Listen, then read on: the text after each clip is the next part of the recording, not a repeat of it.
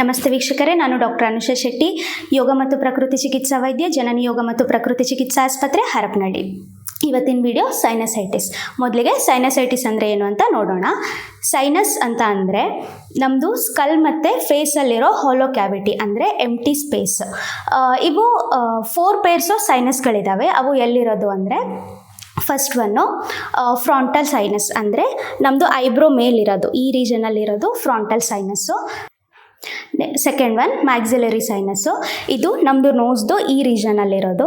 ಎಥಮಾಯ್ಡ್ sinus, ಇದು ನಮ್ಮದು ಈ ರೀಜನಿಂದ ಈ ಕಡೆ ಇರೋದು. ನೆಕ್ಸ್ಟು ಸ್ಪಿನಾಯ್ಡ್ ಸೈನಸ್ಸು, ಇದು ನಮ್ಮ ಕಣ್ಣಿನ ಹಿಂಭಾಗದಲ್ಲಿರೋದು, ಈ ರೀಜನಲ್ಲಿರೋದು ಸ್ಪಿನಾಯ್ಡ್ ಸೈನಸ್ಸು. ಇವು 4 ಪೇರ್ಸ್ ಆಫ್ ಸೈನಸ್ಗಳಿದ್ದಾವೆ.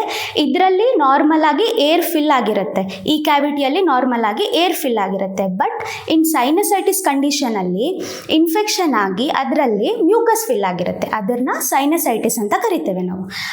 ಇದ್ರದ್ದು ಗುಣಲಕ್ಷಣಗಳೇನಿರುತ್ತೆ ಅಂದರೆ, ಮುಂದೆ ಬಾಗಿದಾಗ ತಲೆನೋವಾಗೋದು, ತಲೆ ಭಾರ ಅನಿಸೋದು, ರಿಪೀಟೆಡ್ಲಿ ತಲೆನೋವು ಬರೋದು, ಮತ್ತು ಪದೇ ಪದೇ ಕೋಲ್ಡ್ ಆಗ್ತಾ ಇರೋದು, ಸ್ನೀಸಿಂಗ್, ಮಾರ್ನಿಂಗ್ ಎದ್ದ ತಕ್ಷಣ ಸ್ನೀಸಿಂಗ್ ಬರೋದು, ರನ್ನಿಂಗ್ ನೋಸ್ ಇರೋದು, ಇದೆಲ್ಲ ಇದ್ರ ಗುಣಲಕ್ಷಣಗಳು. ನೆಕ್ಸ್ಟು ಇದ್ರ ಕಾಸಸ್ಸು, ಫಸ್ಟ್ ಒನ್ ಬಂದುಬಿಟ್ಟು ಲೋ ಇಮ್ಯುನಿಟಿ ಇತ್ತು ಅಂದರೆ, ಸೆಕೆಂಡ್ ಒನ್ ಸಡನ್ನಾಗಿ ಕ್ಲೈಮೇಟ್ ಚೇಂಜ್ ಆಯಿತು ಅಂದರೆ, ನೆಕ್ಸ್ಟು ಏನಾದರೂ ಇನ್ಫೆಕ್ಷನ್ ಆಯಿತು, either viral infection or bacterial infection, ಇದರಿಂದ ಸೈನಸೈಟಿಸ್ ಅನ್ನೋದು ಕಾಣಿಸ್ತಾ ಹೋಗುತ್ತೆ. ಇದಕ್ಕೆ ಮನೆಯಲ್ಲಿ ನಾವು ಯಾವ ಥರ ಟ್ರೀಟ್ಮೆಂಟ್ ಮಾಡೋದು? ಫಸ್ಟ್ ಒನ್ನು ಜಲನೇತಿ. ಜಲನೇತಿ ಪಾಟ್ ಅಂತ ಸಿಗುತ್ತೆ. ಅದು ಯಾವುದೇ ನ್ಯಾಚುರೋಪತಿ ಸೆಂಟರ್ಗಳಲ್ಲಾಗಿರಲಿ ಇಲ್ಲ ಪತಾಂಜಲಿ ಸ್ಟೋರ್ಗಳಲ್ಲಿ ಸಿಗುತ್ತೆ. ಅದನ್ನು ತೊಗೊಂಡು ಅದರಲ್ಲಿ ಬಿಸಿ ನೀರು ಅಂದರೆ ಉಗುರು ಬೆಚ್ಚನ ನೀರಿಗೆ ಸ್ವಲ್ಪ ಸಾಲ್ಟ್ನ ಹಾಕಿ, ಒಂದು ನಾಸ್ಟ್ರಿಲಿಂದ ನೀರನ್ನು ಹಾಕಿ ಇನ್ನೊಂದು ನಾಸ್ಟ್ರಿಲಿಂದ ನೀರನ್ನ ಹೊರಗಡೆ ತೆಗೆಯೋದು. ಇದು ಫುಲ್ ಒಂದು ಪಾಟು ಒಂದು ನಾಸ್ಟ್ರಿಲ್ಗೆ, ಇನ್ನೊಂದು ಪಾಟು ಇನ್ನೊಂದು ನಾಸ್ಟ್ರಿಲ್ಗೆ. ಈ ಥರ ಮಾಡೋದ್ರಿಂದ ನಿಮ್ಮ ಬ್ಲಾಕೇಜಸ್ ಏನಿರುತ್ತಲ್ಲ ಅದು ಕ್ಲಿಯರ್ ಆಗ್ತಾ ಹೋಗುತ್ತೆ. ನೆಕ್ಸ್ಟು ಈ ಜಲನೇತಿ ಮಾಡಿದ ತಕ್ಷಣವೇ ಮುಂದೆ ಬಾಗಿ ಕಪಾಲಭಾತಿ ಮಾಡ್ತಾ ಹೋಗೋದು. ಕಪಾಲಭಾತಿ ಅಂದ್ರೇನು? Forceful inhalation and forceful ಎಕ್ಸಲೇಷನ್. ಇದು ಮಾಡೋದ್ರಿಂದ ನಿಮ್ಮದು ನೋಸಲ್ಲಿ ಏನಾದರೂ ಎಕ್ಸ್ಟ್ರಾ ವಾಟರ್ ಏನಾದರೂ ಇತ್ತಂದರೆ ಹೊರಗಡೆ ಬರುತ್ತೆ.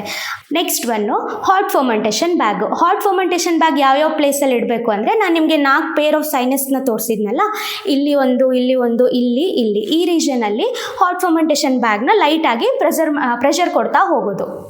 ಅದಾದ ನಂತರ ಆಹಾರ ಪದ್ಧತಿಯಲ್ಲಿ ಮಾರ್ಪಡಿ. ಏನು ಮಾಡಬೇಕು? ನಮಗೆಲ್ಲ ಗೊತ್ತಿರೋ ಹಾಗೆ ಇನ್ಫೆಕ್ಷನ್ ಕಂಡೀಷನ್ಗೆ ವೈಟಮಿನ್ ಸಿನ ಜಾಸ್ತಿ ತೊಗೊಳ್ತಾ ಹೋಗೋದು. ವೈಟಮಿನ್ ಸಿ ರಿಚ್ ಇರೋ ಫುಡ್ ಯಾವುದು? ಆಮ್ಲ ಆಗಿರ್ಬೋದು, ಗ್ವಾವ ಆಗಿರ್ಬೋದು, ಆರೆಂಜು, ಇದೆಲ್ಲ ತೊಗೊಳ್ಳೋದ್ರಿಂದ ಇನ್ಫೆಕ್ಷನ್ ರೇಟ್ ಕಡಿಮೆ ಆಗುತ್ತೆ. ನೆಕ್ಸ್ಟ್ ಒನ್ ಇಮ್ಯುನಿಟಿ ಬೂಸ್ಟಿಂಗಿಗೆ ಶುಂಠಿ, ಬೆಳ್ಳುಳ್ಳಿ ಮತ್ತು ಕಾಳುಮೆಣಸನ್ನ ನಿಮ್ಮ ಆಹಾರದಲ್ಲಿ ಜಾಸ್ತಿ ಹಾಕ್ತಾ ಹೋಗಿ.